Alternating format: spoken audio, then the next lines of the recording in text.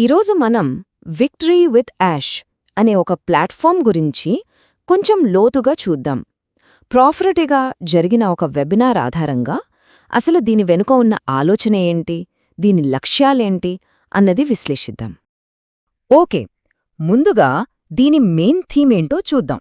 అదే ఉద్దేశపూర్వక ప్రారంభం, అంటే ఒక పర్పస్తో మొదలుపెట్టడం. ఈ ఒక్క కాన్సెప్టే ఆ తర్వాత వచ్చే ప్రతి ఒక్క విషయానికి ఫౌండేషన్ లాంటిది.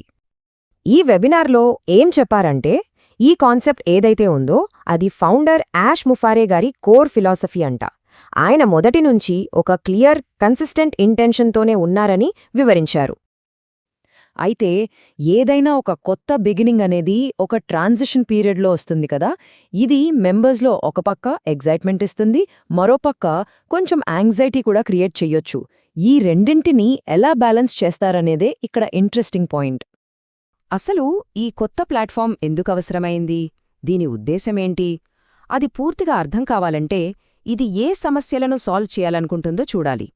అది చాలా ముఖ్యం. ఇప్పుడు చూడండి, ఈ స్లైడ్లో ఒక ఇంట్రెస్టింగ్ విషయం ఏంటంటే, పాత సిస్టమ్ని ఒక చెడిపోయిన కార్తో పోల్చారు.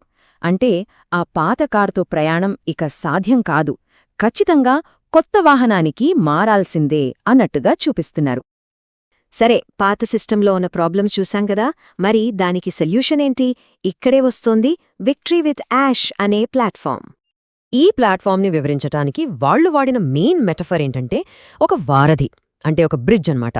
ప్రస్తుతమున్న ఈ అనిశ్చితి, ఈ ట్రాన్సిషన్ నుండి ఫ్యూచర్లో రాబోయే కొత్త బిజినెస్కి మెంబర్స్ని తీసుకెళ్లే ఒక దారి లాంటిది. అంటే ఈ బ్రిడ్జ్కి 3 ముఖ్యమైన పనులున్నాయి. మొదటిది, ఇది ఒక లర్నింగ్ ప్లాట్ఫామ్.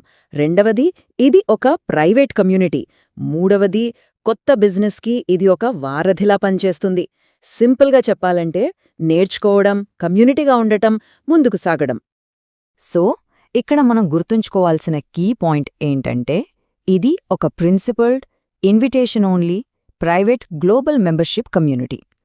అంటే కేవలం దాని సభ్యుల కోసమే ఒక స్పెషల్, ఎథికల్ స్పేస్ని క్రియేట్ చేశారు.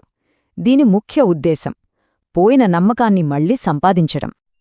ఈ ప్లాట్ఫామ్ మెంబర్స్కి 3 విషయాల గ్యారంటీ ఇస్తోందని చెప్తున్నారు. 1, పర్సనల్గా గ్రో అవ్వడం. 2, కొత్త స్కిల్స్ నేర్చుకోవడం. 3, ప్రపంచం మీద ఒక పాజిటివ్ ఇంపాక్ట్ చూపించడం.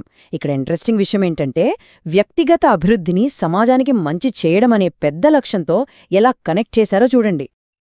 ఓకే, ఇప్పుడుదాకా ప్లాట్ఫామ్ లక్ష్యాలు చూసాం, బావుంది. కానీ దీన్ని రియాలిటీలోకి తీసుకురావడానికి వాళ్ల స్ట్రాటజీ ఏంటి? దీని వెనుక చాలా క్లియర్ రీజనింగ్తో కూడిన ఒక స్ట్రాటజిక్ ప్రాసెస్ ఉందన్నమాట. ఈ పర్పస్ఫుల్ బిగినింగ్ కోసం వాళ్లు 3 స్ట్రాటజిక్ రీజన్స్ చెప్పారు. ఫస్ట్, పాత సిస్టమ్ నుండి మంచి ఉద్దేశమున్న మెంబర్స్ని వెనక్కి తీసుకురావడం. సెకండ్, ప్రతి కొత్త మెంబర్ని ఐడెంటిఫై చేసి వెరిఫై చేయడం, అంటే కేవైసీ. థర్డ్, లాంచ్కి ముందే అందరికీ కొత్త బిజినెస్ మీద ట్రైనింగ్ ఇవ్వడం. ఇవన్నీ ఒక స్ట్రాంగ్ ఫౌండేషన్ వేయడానికే. ఈ స్ట్రాటజీలో ఎడ్యుకేషనల్ మాడ్యూల్స్ చాలా కీలకం. మైక్ చెప్పినట్లుగా ఆయనకి పట్టిన 15 ఏళ్ల అనుభవాన్ని మెంబర్స్ చాలా తక్కువ టైంలో నేర్చుకునేలా చేయడమే వాళ్ల గోల్. అంటే ఒక రకంగా టైంని కంప్రెస్ చేస్తున్నారన్నమాట. అయితే ఈ స్ట్రాటజీ అంతా వర్కౌట్ అవ్వాలంటే ఒక ఆధారం కావాలి. అదే కోడ్ ఆఫ్ కండక్ట్, అంటే మెంబర్స్ ఫాలో అవ్వాల్సిన కొన్ని స్ట్రిక్ట్ రూల్స్. ఎందుకంటే పాత సిస్టంలో పోయిన నమ్మకాన్ని మళ్లీ సంపాదించాలంటే ఇది చాలా అవసరమని వాళ్లు నమ్ముతున్నారు. ఈ రూల్స్ అన్నీ చూస్తే మనకొక విషయం క్లియర్గా అర్థమవుతోంది.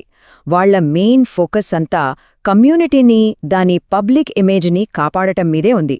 అంటే కాన్ఫిడెన్షియాలిటీని గౌరవించాలి, బ్రాండ్ని ప్రొటెక్ట్ చేయాలి, కంపెనీ ప్రతిష్టను కాపాడాలి. అలాగే ఇది కొత్త రూల్స్తో కూడిన ఒక కొత్త ఉదయం అని అర్థం చేసుకోవాలి. సరే, ఇంత స్ట్రాటజీ, ఇన్ని రూల్స్, ఇవన్నీ ఎందుకు? ఇవన్నీ ఆ బ్రిడ్జ్ దాటించి మెంబర్స్ని వాళ్ల ఫైనల్ డెస్టినేషన్కి తీసుకెళ్లడానికే. ఇంతకీ ఆ డెస్టినేషన్ ఏంటి? ఆ డెస్టినేషన్ని వాళ్లు బిగ్, బోల్డ్, బ్యూటిఫుల్ షేర్డ్ డ్రీమ్ అని పిలుస్తున్నారు. అంటే ఒక పెద్ద, ధైర్యమైన, అందమైన ఉమ్మడి కల. ఈ కొత్త బిజినెస్ విజన్ చూస్తే ఇది మళ్లీ విక్టరీ విత్ యాష్ ప్లాట్ఫామ్లో ప్రామిస్ చేసిన బెనిఫిట్స్తో డైరెక్ట్గా లింక్ అయ్యుంది. మానవత్వాన్ని పైకి తీసుకురావడం, ప్రజల్ని ఎంపవర్ చేయడం, ఎడ్యుకేషన్ ఇవ్వడం, ఫైనాన్షియల్ వెల్బీయింగ్నివ్వడం, ఇలా అన్నీ ఒకదాంతో ఒకటి కనెక్ట్ అయి ఉన్నాయన్నమాట. అల్టిమేట్గా మైక్ చెప్పినట్టు ఈ మొత్తం జర్నీ చివరికి దారితీసేది ఒక్కదానికే, ఫ్రీడమ్. ఈ ప్రయాణాన్ని పూర్తి చేసిన వారికి పర్సనల్, ఫైనాన్షియల్ ఫ్రీడమ్ వస్తుందనే ఒక బలమైన ప్రామిస్తో ఇది ముగుస్తుంది. సో ఇదంతా చూశాక మన ముందు ఒక పెద్ద ప్రశ్న మిగులుతుంది. ఒక సక్సెస్ఫుల్ ఆన్లైన్ కమ్యూనిటీని నిర్మించాలంటే ఇలాంటి ఒక ఉమ్మడి, ఉద్దేశపూర్వక లక్ష్యం అనేది నిజంగా కీలకమా? ఇంత స్ట్రక్చర్డ్గా ఒక మిషన్తో ముందుకు వెళ్లే ఈ మోడలే ఆన్లైన్ బిజినెస్ యొక్క భవిష్యతా?